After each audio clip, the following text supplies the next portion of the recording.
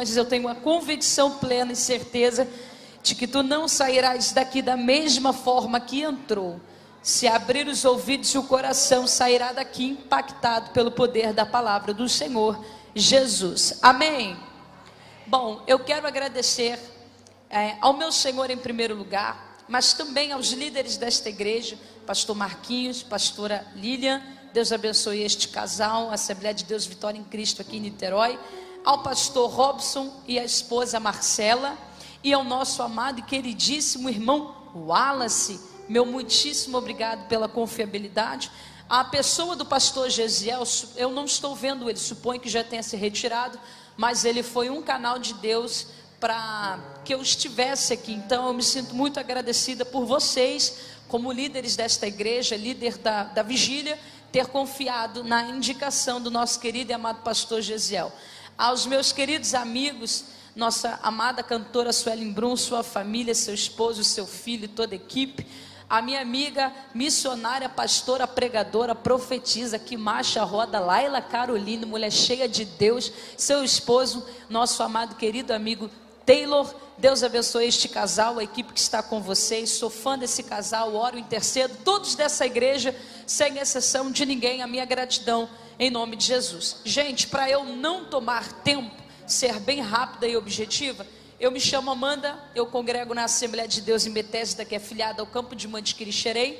A minha igreja é presidida pelo meu pastor Romildo Cordeiro, dirigida pelo nosso líder, pastor Eliseu Ignez, e eu estou acompanhada esta noite do meu amado, queridíssimo esposo, o irmão Ricardo. Diga amém, irmã. Diga amém, irmão. Glória a Deus. Fala um amém mais forte aí, amém.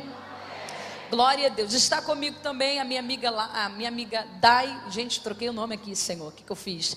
Minha amiga Daiane, que também tem sempre nos acompanhado aí no meio dessa correria, dessa agitação toda. Inclusive, como é vigília, irmão, o povo aqui é pentecostal. Tô certa? Amém? Vocês gostam, né? Gostam da palavra, amam a palavra de Deus. Então, com a permissão do pastor Marquinho, a Dai pode subir aqui para fazer um barulho rapidinho? Pode? Então vem cá, sobe aqui, em nome de Jesus. Vamos correr nisso aqui, minha filha. Vamos agitar esse negócio aqui.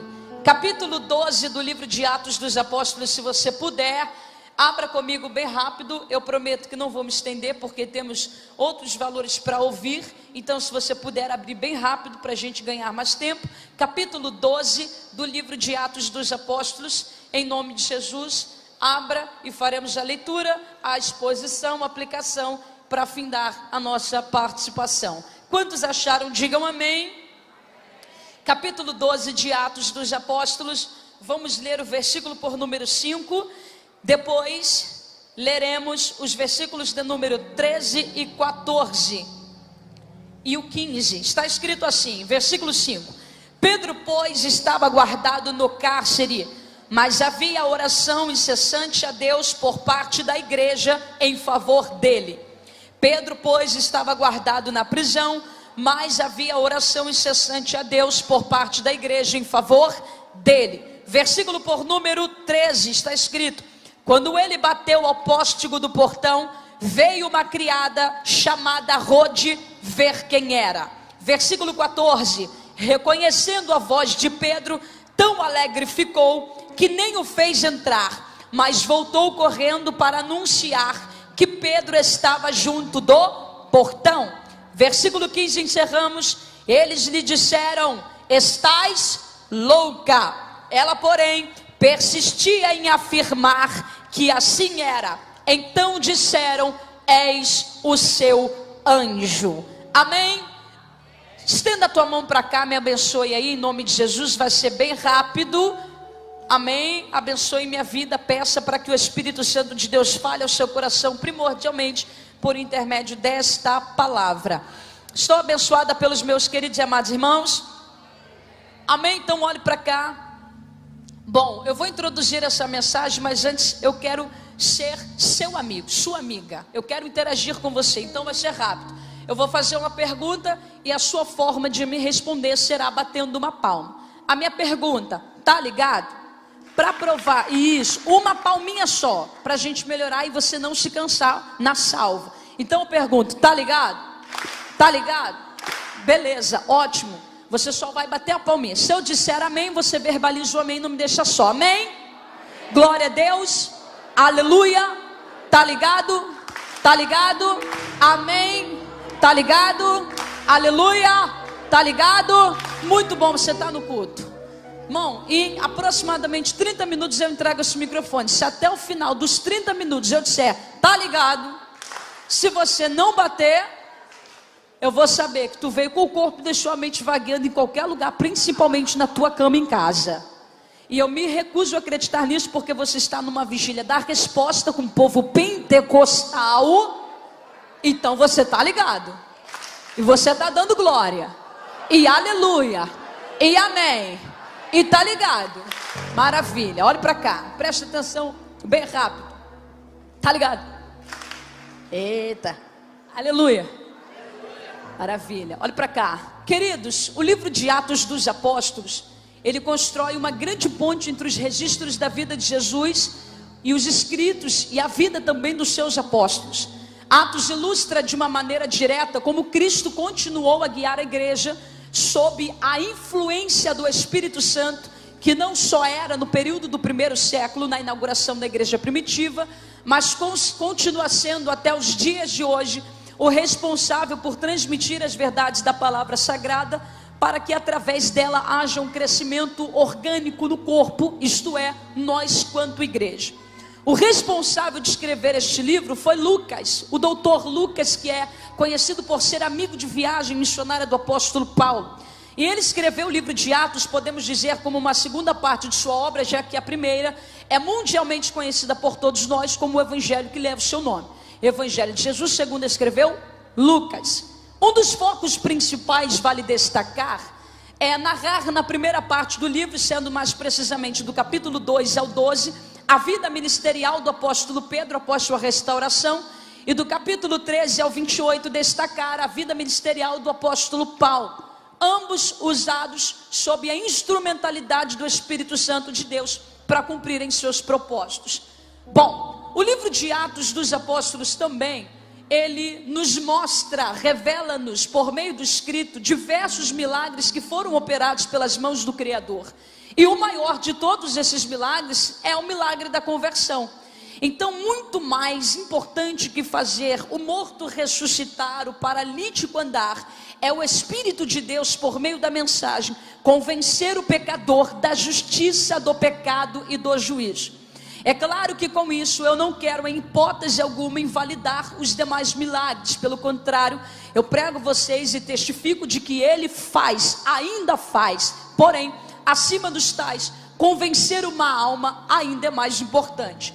A veracidade do que eu estou pregando a vocês é tão poderosa que no capítulo 1, versículo por número 8, Jesus, pouco antes de ascender aos céus, diante dos seus discípulos disse: ficai em Jerusalém, porque do alto vocês receberão poder e serão as minhas testemunhas, tanto na Judéia como em Samaria, até os confins da terra.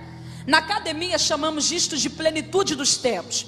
Ser testemunha de Jesus significa falar e evidenciar por meio de palavras e ações aquilo que ele fez. E o que ele fez? Morreu, ao terceiro dia ressuscitou, em breve voltará para nos buscar. Obedientes ao mandar e à declaração do Cristo, no capítulo 2 está escrito que eles se reuniram e estavam em oração por aproximadamente 10 dias, unanimemente, quando de repente ouviu-se do céu um som como que de um vento veemente e impetuoso, e foram vistas por eles línguas repartidas como que de fogo, que pousou sobre cada um deles, e eles falavam novas línguas, segundo o Espírito lhes concediam que falassem, e foram cheios do Espírito Santo. Ou seja, na plenitude de toda aquela experiência, a Bíblia diz que Pedro levantou-se na comunidade que ali estava sendo inaugurada e pregou uma mensagem cristocêntrica seguida de arrependimento, vendo como resultado da mensagem a conversão de aproximadamente 3.000 almas. No capítulo 4, versículo 4, diz que ele tornou a pregar a mesma mensagem e viu o número de 3.120 saltar para quase 5, porque ele repetiu o mesmo sermão. No capítulo de número 8, diz que após a morte de Estevão, Filipe foi levado, conduzido pelo Espírito, para anunciar a boa nova de salvação ao superintendente de Candace, que voltava para sua terra, trazendo consigo o rolo do profeta Isaías, contendo o capítulo expiatório da morte do nosso Cristo. E a consequência da mensagem de Felipe resultou na conversão e no batismo daquele eunuco. Ele então seguiu seu caminho feliz, porque não encontrou, mas foi encontrado pelo Salvador de sua alma.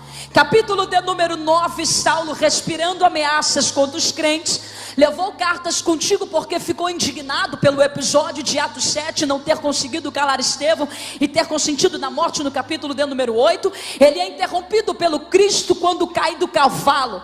Capítulo de número 10, Cornélio e toda a sua família, como consequência da confissão de fé, passam pelo batismo por imersão. De modo que todas as vezes que esse poderoso, genuíno evangelho, quando era pregado no período do primeiro século, almas se rendiam a Cristo e por isso a igreja crescia. Porém, não obstante da igreja contemporânea a qual fazemos parte, com a mesma proporção que os crentes do primeiro século pregavam e viam o crescimento, eles também passavam por períodos de perseguições. Vale destacar o que Lucas narra nos 3 primeiros versículos. Por aquele tempo, mandou o rei Herodes prender alguns da igreja a fim de os maltratar. Versículo 2. E fez passar a fio de espada Tiago, irmão de João. Versículo 3.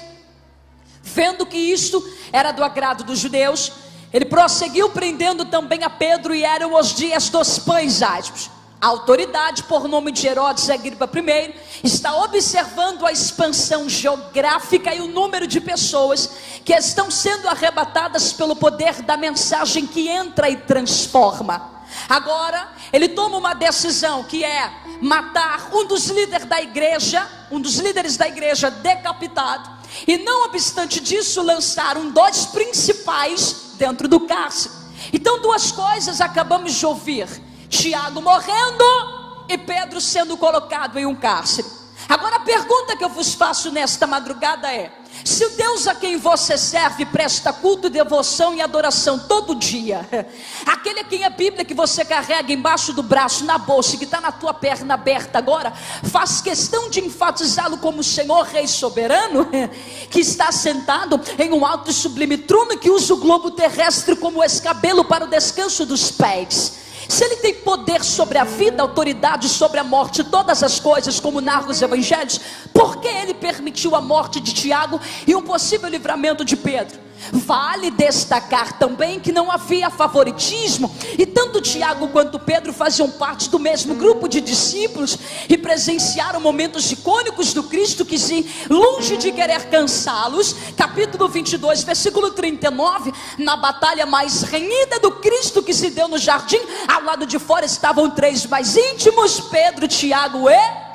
João. Capítulo 17 do Evangelho de Mateus, onde eles presenciaram apenas um pedacinho do vislumbre da glória. Ao ver a face do Cristo transfigurada, estava Pedro, Tiago e João. Mas espera aí, se pregavam o mesmo reino e conheceram o Pai, que foi revelado por meio da disposição do Filho, quem vê a mim vê o Pai, porque um morreu e o outro ficou? A resposta é muito simples, gente: todo poder, domínio, sabedoria e soberania estão nas mãos de Deus, para Ele fazer o que quiser no momento e na hora em que decidir. Eu guardei, quero que você guarde: a uns Ele salva na morte, e a outros Ele salva da morte. E por que a gente precisa falar isso tão paulatinamente? Para não cometermos o erro de achar que Deus foi injusto. Na verdade, Tiago foi salvo na morte e Pedro foi salvo da morte. Você pegou? O trabalhar de Deus foi o mesmo, de uma forma diferenciada. Então nós concluímos a primeira lição: o Deus do vale é o da montanha, o Deus da escassez é o da bonança. E tem suas maneiras de trabalhar, ainda que a nossa mente limitada não consiga compreender. Tá ligado? Agora vamos lá, consideremos o que foi escrito por outro Tiago em sua epístola, no capítulo 1, versículo 3. E ele diz: meus irmãos, tenham por motivo de grande gozo e alegria ao passardes por muitas provas. lembrando que elas produzirão sobre vocês a fé, e a fé por consequência produzirá perseverança. Madrugada você poderia estar em casa, dormindo no seu ar-condicionado, no máximo com edredom com 5 palmos de grossura no meio do quentinho, na neve, hibernando na sua caminha, mas você abriu mão do conforto da tua casa, da tua cama, e veio até este lugar que não é nenhum outro senão a casa do teu Abba Pai. Portanto, não estranhe-se da noite para o dia, aquilo que dava certo em suas vidas começar a dar errado. Eu tenho uma notícia para dar quem está na vigília: bem-vindos ao Evangelho sofredor da cruz de Cristo. E se hoje Ele decidir não te fazer mais nada, ainda assim Ele já te fez tudo. E se orarmos e as coisas não saírem como esperamos, ainda teremos a mesma motivação para erguer as mãos e as vozes e tributar louvores ao nome do Senhor. Aí você olha para mim, que menina abusada, saiu lá da zona norte do Rio de Janeiro para dizer que eu tenho motivo para adorar. Eu não olho do furacão, é verdade, eu não conheço os teus problemas, mas você também não conhece os meus. Eu não vim falar disso, eu vim falar que aquele que nos entreteceu no ventre da nossa mãe, que nos conhece quando ainda éramos uma substância informe, Ele sabe quem somos, e Ele diz que você, eu, deixa o rico ou mais pobre, ao alto ou mais baixo, todos temos um motivo para adorar. Amanda, qual é a graça salvadora daquele que morreu, mas ao terceiro dia ressuscitou? Repousa sobre todos nós.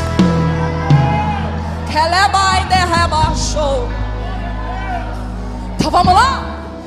Eu sei que é abrangente, mas só para compreendermos o que é a graça de Deus, o favor imerecido, a oportunidade de salvação concedida-nos por intermédio do sacrifício vicário de Cristo na cruz.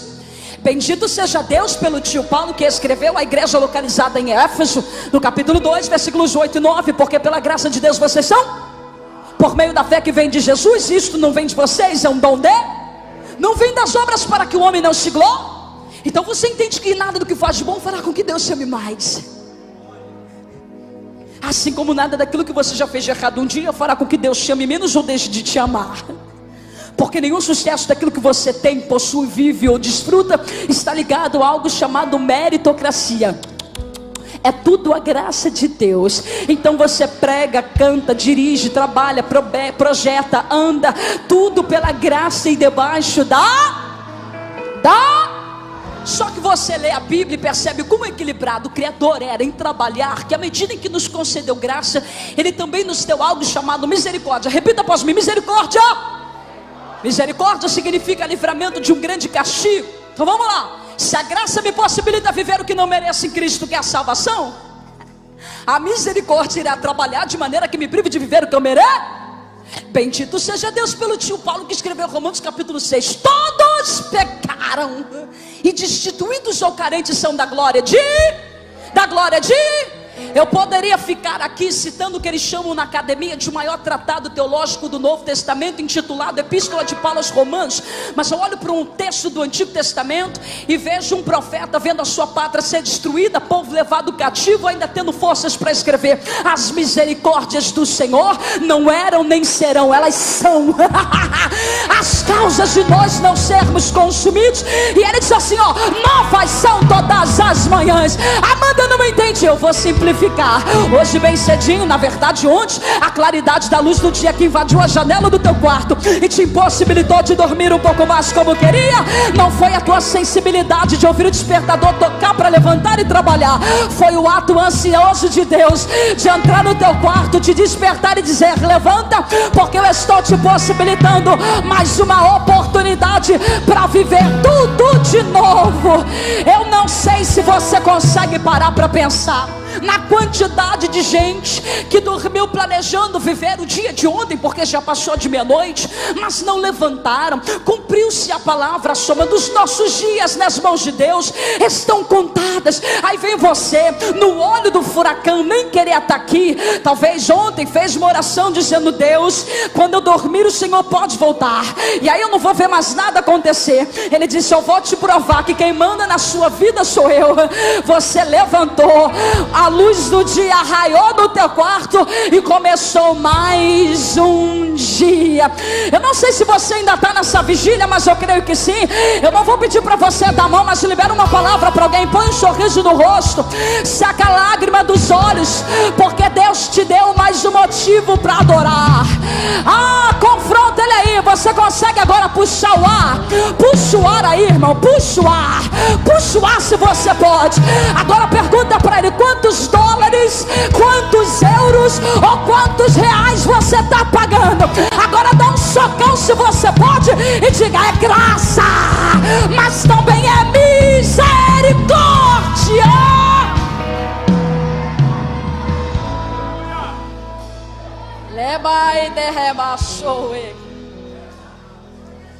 Tiago foi salvo na morte, só que Pedro está vivo, salvo da morte.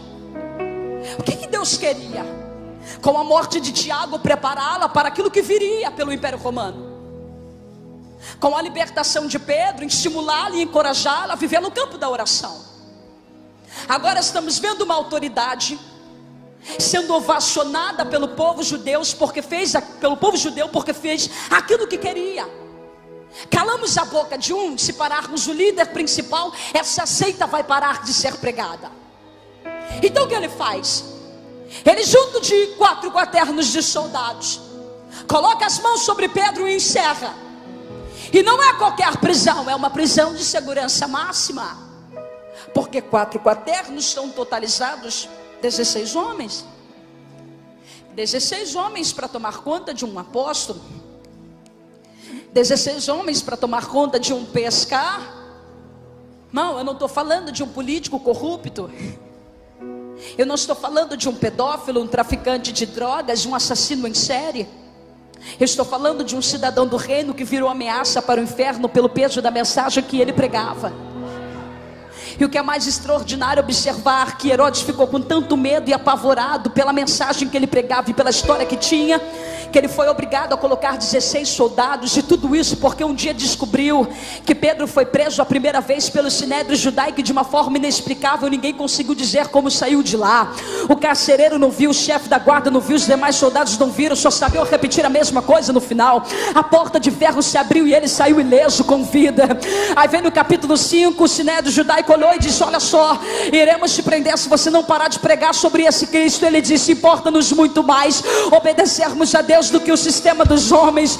Prenderam ele no cárcere, só que de outra vez o sinédrio judaico não entendeu, porque o carcereiro não viu, o chefe da guarda não viu, os demais soldados não viram, mas a porta de vidro se abriu e ele saiu ileso, com vida, para pregar novamente. Aí vem Herodes, a gente já descobriu a história, tem que ser 16 homens porque o camarada é perigoso. Eu posso falar para quem me ouve essa noite, está nesta vigília: se eu fosse você, com o peso da hostilização destes últimos dias, eu não ficaria entristecido, não entraria para o quarto para chorar, não ficaria com transtorno de ansiedade generalizada. Não, eu colocaria um sorriso no rosto e continuaria seguindo o meu caminho. Porque, Amanda, uma das maiores evidências de que o Criador está satisfeito com o trabalho das nossas mãos é o ódio que o mundo tem contra nós quanto filhos de Deus. E você tem como provar? Eu não só tenho como vou. O Cristo um dia disse: o mundo odeia vocês, mas sabei que antes de odiar a vocês, primeiro ele odiou a mim. O mundo odeia vocês porque vocês estão no mundo, mas não são do mundo. Vocês estão aqui, mas não são daqui. Mas eu vim liberar esta palavra a quem está em casa, a quem está neste cenáculo, a quem está passando na frente da nave da igreja. Fomos chamados para proclamar a vida, a boa nova de salvação, e dizer que Deus amou o mundo de tal maneira que deu seu Filho unigênito, para que todo aquele que nele crê não pereça, mas tenha vida eterna. Vão tentar de todos os jeitos, mas não cessarão. A mensagem da nossa boca prende o corpo, mas não para a mensagem. Prende o corpo, mas não para o sermão. Bate no ombro de alguém, bate no ombro de alguém. Fala: o diabo tem ódio de você. Diga, diga, diga: o diabo tem ódio de você. O sistema te odeia. Diga aí, o sistema te odeia. Ele te vomita. Mas por quê? Porque ele sabe que você é uma potência nas mãos daquele que te chamou das trevas para a sua maravilhosa luz.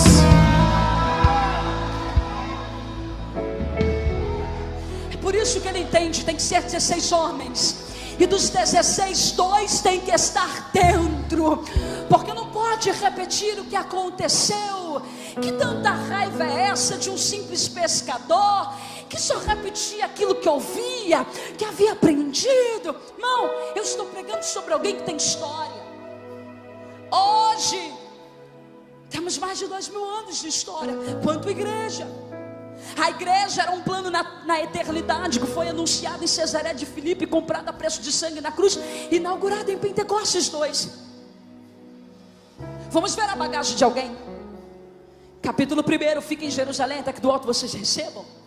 Capítulo 2, receberam, pregou 3.000.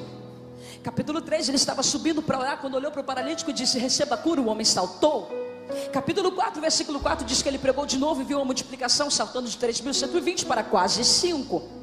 Capítulo 5, ele desmentiu pelo Espírito Ananias e Safira, que no período ofertório falaram besteira. Capítulo 5, versículo 15 diz que Jesus curava as pessoas por intermédio da sombra de Pedro, onde ele passava. Capítulo de número 6, ele ousadamente, sob a direção do Espírito, não abandonou o ministério da palavra, instruindo os crentes na mesma, escolhendo Estevão como diácono. Capítulo de número 9, versículo de número 32, ele olhou para Enéas na autoridade do nome de Jesus e disse: receba saúde.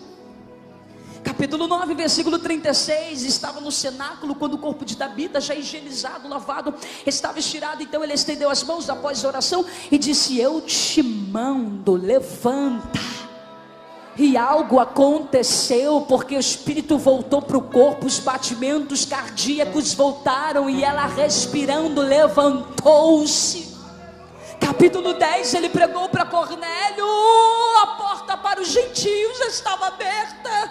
Capítulo 11, mesmo depois, durante a perseguição, os crentes espalhados pela diáspora, aconteceu um grande e poderoso avivamento em Antioquia da Síria, e Pedro estava como líder da igreja do Senhor. Então você entende que a raiva do sistema, a raiva de Herodes, não tinha a ver com o que ele comia, não tinha a ver com o que ele vestia, não tinha a ver com o jeito que ele andava, mas estava no peso da história que ele carregava.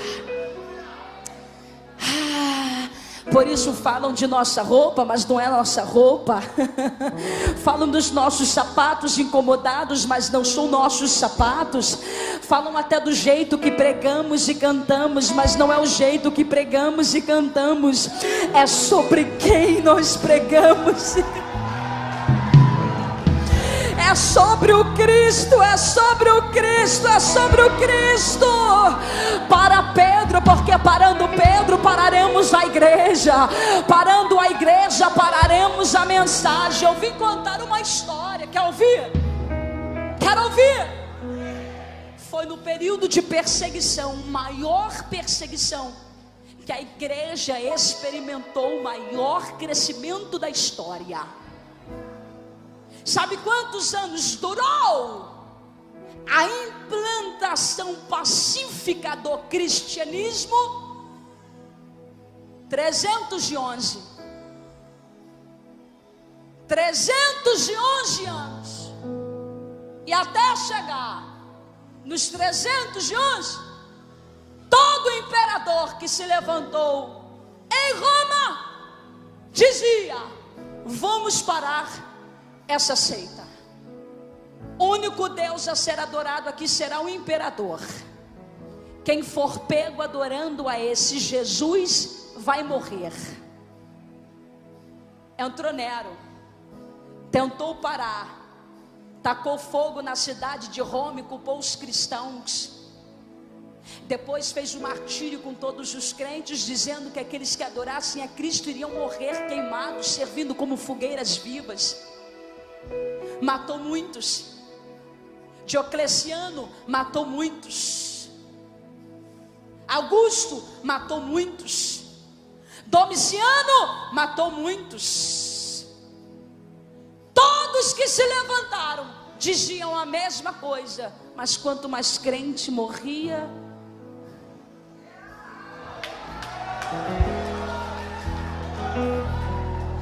mais Deus levantava.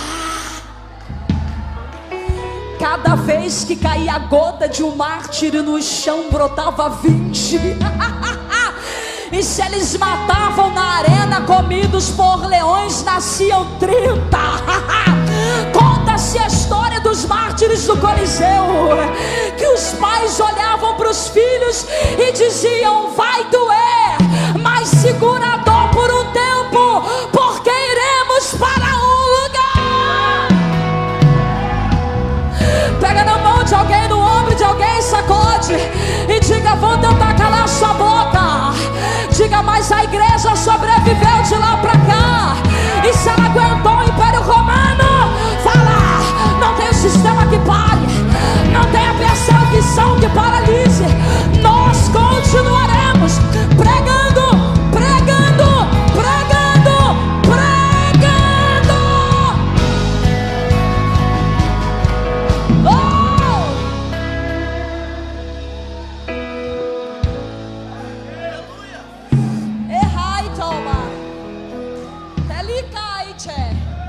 Aí vem a indivídua aí dizer: a gente precisa atualizar a Bíblia, tá cheio de ódio.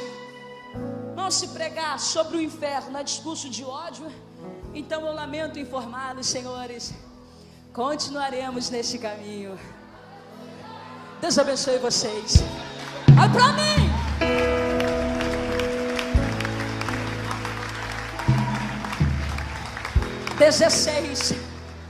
Dezesseis, dois deles dentro do cárcere com cadeias do braço direito e esquerdo. Se eu perguntasse a ti por que Herodes não tirou a vida de Pedro naquele inteirinho, naquele tempo, você responderia o que é óbvio no texto. Estava acontecendo na parte B do versículo 3, uma festa do pão sem fermento, que pela cultura judaica era coligada à Páscoa. Então Herodes não podia matar, porque acima dele estava a lei de Roma, e ele não podia fazer isso não só por respeitar a lei de Roma, mas por respeito principalmente ao preceito judaico. Ele não podia causar alvoroço ou transgredir uma lei. Escute-me. Só que quando olhamos para Mateus capítulo 16, no colégio apostólico, quem está me ouvindo está ligado.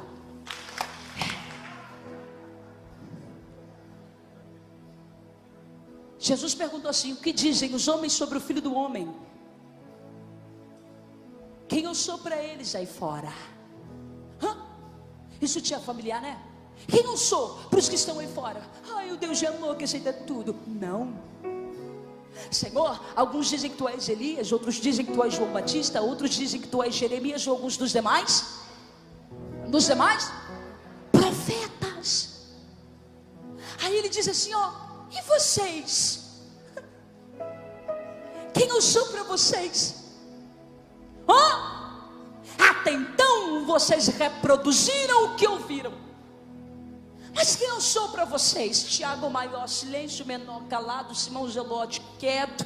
João, que reclinava a cabeça no peito do mestre, ficou também calado. Natanael nada disse. Levi, mas o problemático, oscilante, que vivia na gangorra, falava quando o cérebro estava em ponto morto.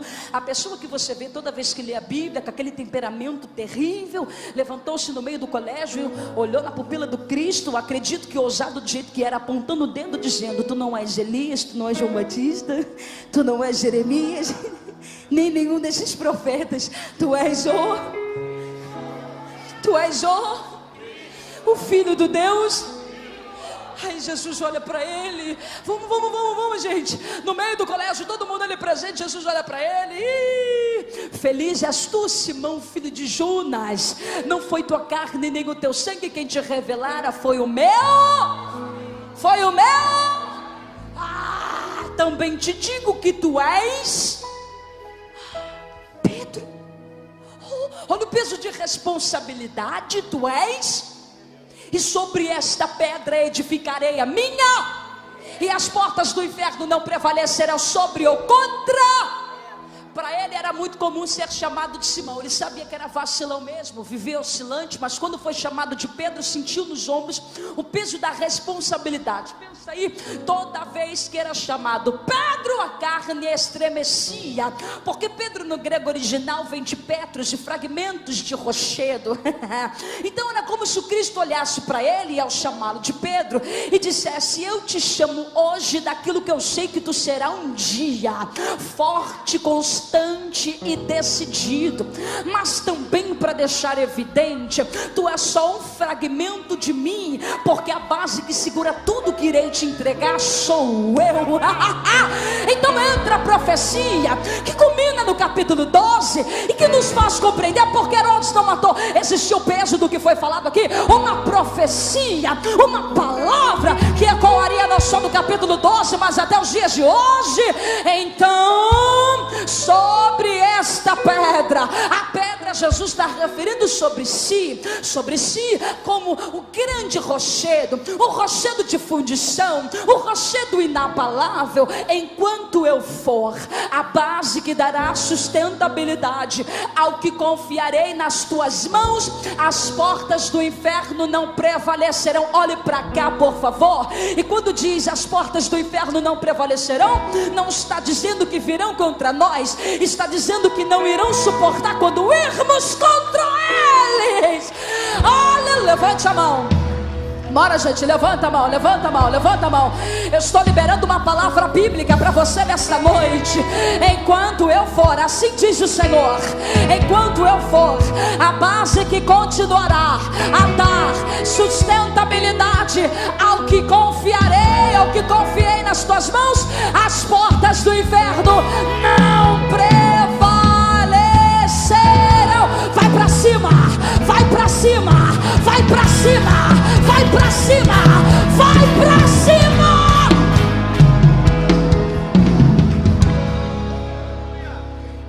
Eles estão vindo como gatinhos ferozes. E como foi falado aqui, não somos gatinhos porque não somos filhotes de gato. O nosso pai é o leão da tribo de Judá. Então se eles miam de um lado, a gente ruge de outro. Está preso. A mensagem continua ecoando por todos os cantos. E aí o capítulo 12, versículo 5, vou encerrar agora. Diz que Pedro estava preso. Repita após mim: Pedro. Todos me ouvem? Pedro estava preso. Porém, eu amo o porém de Deus, a igreja orava. Olha para mim. Eu estou falando que no olho do furacão, sem dinheiro para pagar fiança, sem disponibilidade para negar Jesus de novo, porque depois da cruz de Pentecostes ele não estaria disposto. Quando tudo parecia perdido, ela foi orar. Como que no meio de uma situação contraditória conseguiram elevar o nível da intimidade?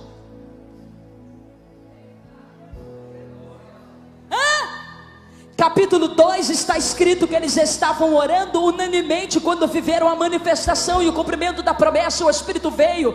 No capítulo 3 está escrito que Pedro curou um paralítico quando ainda estava subindo para orar.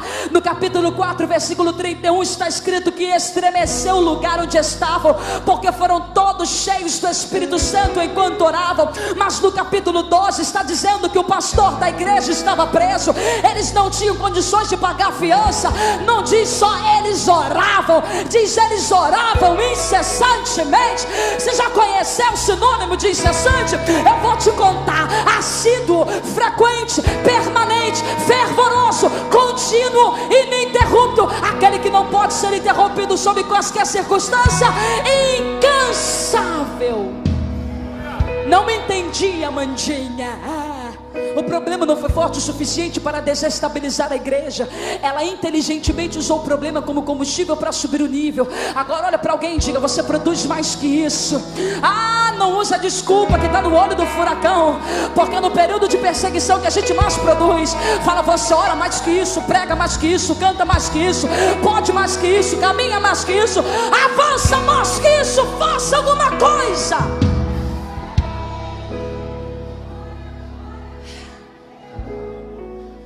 Que eu prometo que encerro.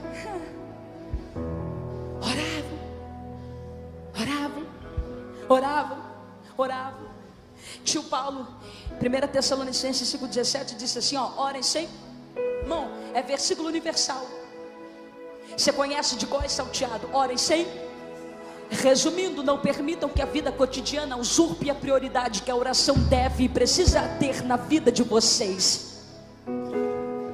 Colossenses 4,2: perseverai em orações, velando sobre ela com ações de. Oraram. Lembra quando eu havia dito que quando tudo parecia perdido, eles entraram em oração? Tu conhece, toda ação tem uma. Pronto, Deus interviu, enviou um anjo. E sabe o que é mais lindo de observar? A gente está na vigília da resposta. Que quando o anjo enviado por Deus entrou no cárcere, encontrou Pedro no meio dos 2 soldados, não chorando, questionando o problema, encontrou dormindo.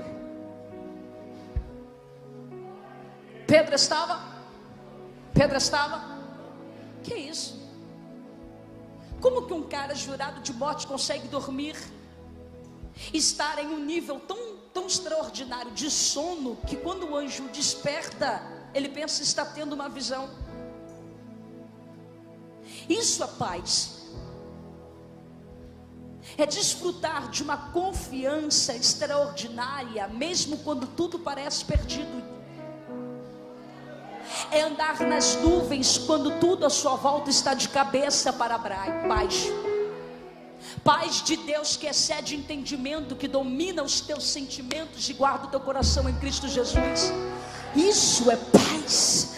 Com a guilhotina esperando para decepar o seu pescoço, dormindo no meio dos 2 soldados, o anjo dá um tapão, acorda Pedro, a cadeia cai, ele diz: levanta-se, julombo, veste a capa, coloca as alpacas e olha, visualiza, irmão, vamos embora.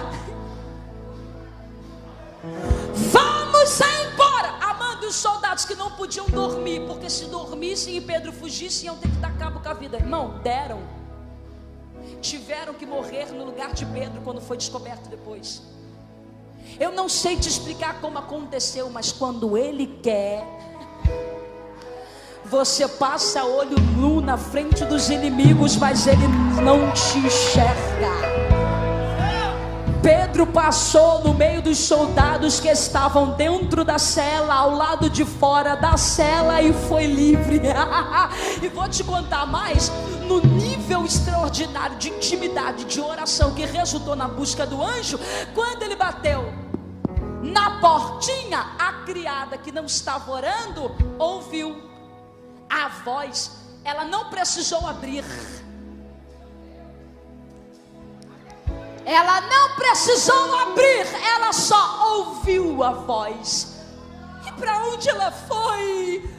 Para casa, lá dentro da sala, onde Maria, a mãe de João Marcos, junto dos demais, oravam, e disse: olha, tem uma notícia para dar. Qual é a notícia, menina? A gente está orando. Pedro está lá fora. Pedro está vivo. Menina, mas ele está preso. Não, senhora, ele está vivo, está lá fora. Como é que você sabe? Abriu a porta? Não abri, mas eu ouvi a voz dele. Pedro está lá fora. Aí eles disseram: você está louca, menina. Aí ela disse: não, eu vim informar que a resposta da oração que vocês fazem agora está na porta. É só abrir e deixar entrar.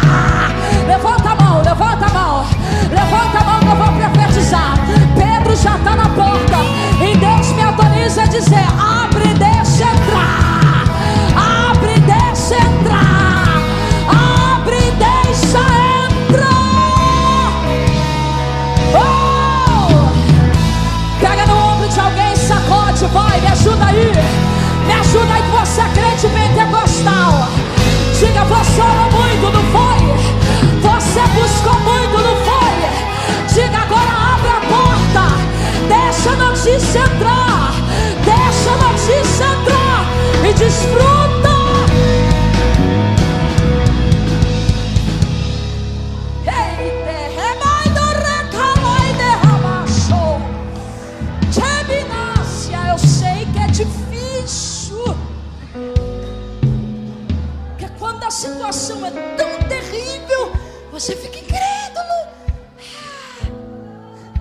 Mas Deus diz: só ouça. Só ouça. Ouviu o que? A voz: tô aqui. Abre a porta. George Morrison, uma vez, para o seu vasto público, fez uma retórica: se o anjo chamou a Pedro, quem chamou o anjo?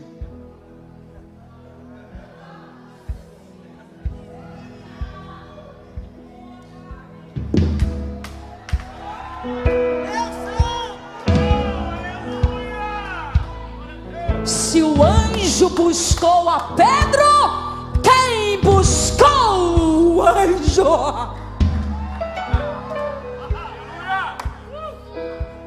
Tu que entrou aqui com o joelho assim, ó, vai sair com o joelho assim. Levanta do seu lugar. Levanta do seu lugar. Levanta do seu lugar.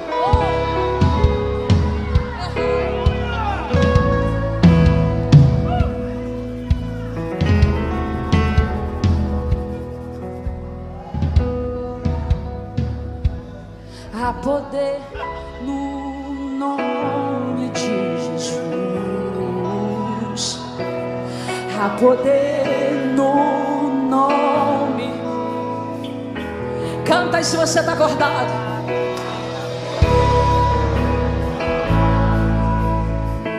Diga aí pra quê?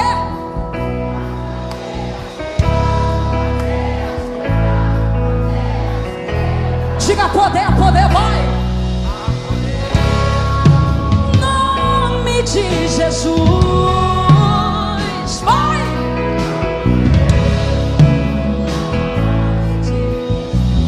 Há poder, há poder, há poder no nome de Jesus, pra cadeias quebrar, cadeias quebrar, cadeias quebrar, pra cadeias quebrar, cadeias quebrar, cadeias quebra, a poder, vai, vai.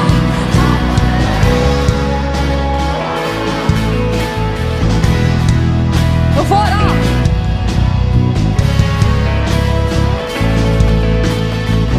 A poder, a poder.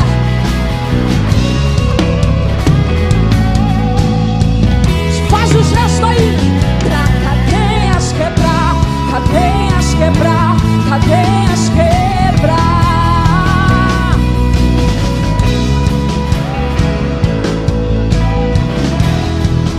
Profetiza que você escuta, vai. Ouço cadeias que ela tá quebrando em nome de Jesus. Ouço cadeias quebrando. Você consegue ouvir no mundo espiritual? Vai. Ouço cadeias quebrando. Vai, vai, vai, vai, vai, vai, vai, vai. Ouço cadeias quebrando. Ouço cadeias.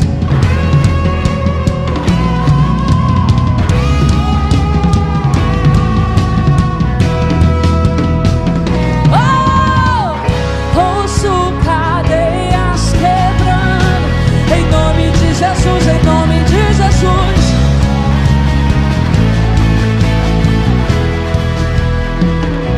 Fecha o olho, Senhor. Aqui estão os teus filhos.